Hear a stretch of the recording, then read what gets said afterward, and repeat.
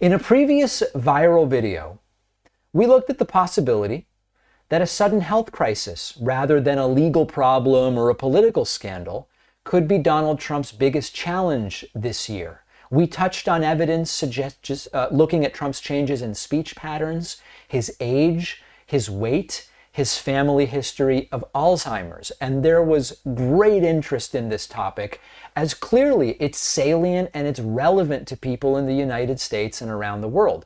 But today I want to push the conversation forward by exploring a couple of new angles and some potential scenarios surrounding Donald Trump's health that many of you have been writing to me about, and how this might impact the second term. Now, if you're wondering, why is all of this stuff about Trump's health going viral? There's a reason why. There's a reason why it matters more than ever. And it's not only about Biden's health being one of the most mentioned topics by Donald Trump when he was running against Biden in 2024. When you are president and you're almost 80, even a minor health incident can have global ramifications.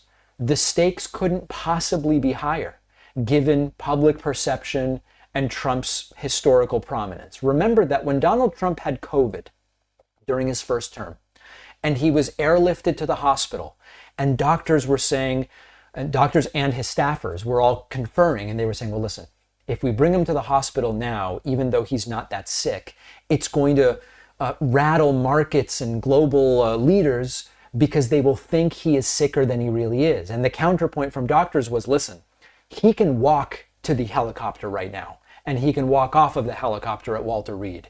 He is going in a bad direction. He's having trouble breathing. If we wait and he needs to be brought on a gurney, you're not going to be able to prevent the media from seeing it, and it will be even more chaotic to the point that who knows what will happen. So Trump decided on his own strength to go to Walter Reed before he was seriously ill. But the ramifications immediately were significant. Trump's much older now.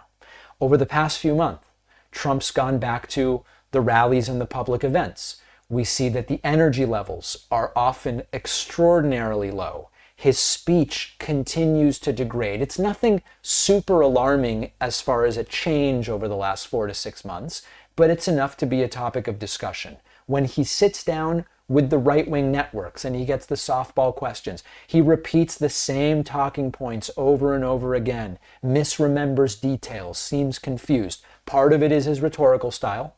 Part of it is he doesn't care whether he gets details wrong. But it's yet another factor that is making people concerned. And if all of this continues, this is now not a medical story. This is a media and politics story.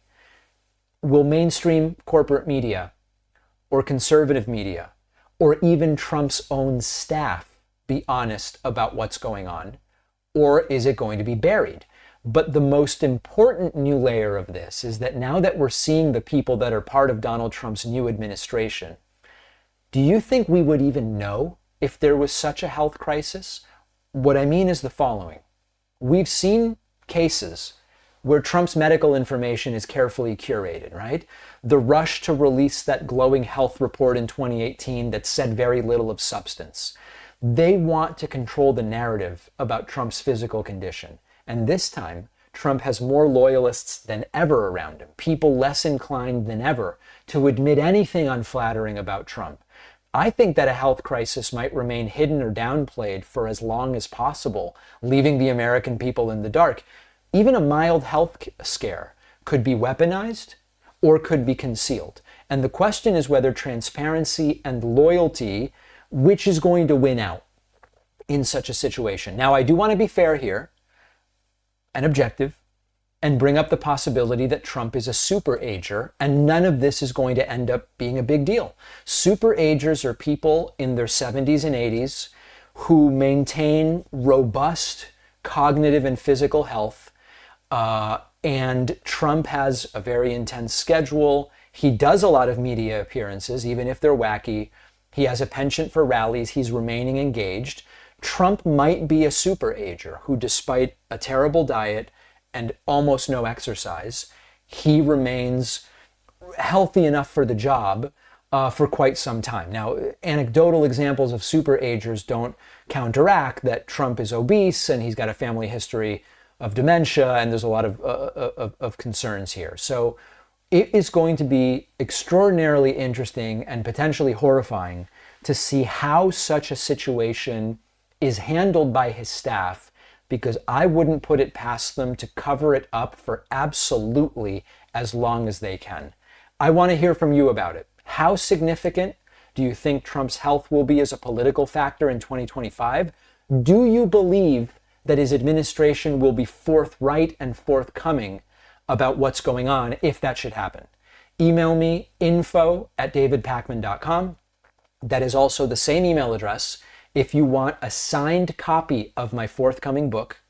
These are special order only. The only way to get these is email info@davidpakman.com with the title, the email subject, signed book.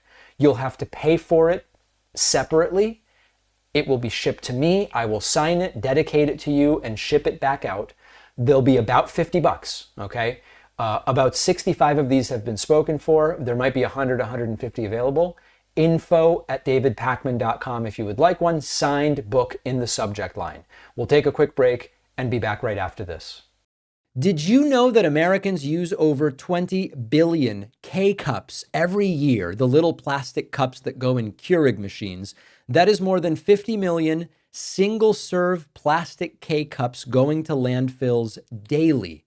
It's a big issue. And that's why I'm very excited to share the solution. Cambio Roasters. Our sponsor, Cambio Roasters, offers the world's only patented K-cup made from recyclable aluminum instead of plastic. These aluminum cups for your Keurig are disposable, like the plastic K-cups you're used to, but you'll be saving so much plastic. And the best part is it costs the same as the regular ones, won't cost you anything extra, plus your coffee will taste better. Plastic K-cups are porous. They let oxygen seep in and degrade coffee. By the time you brew it, the coffee is stale.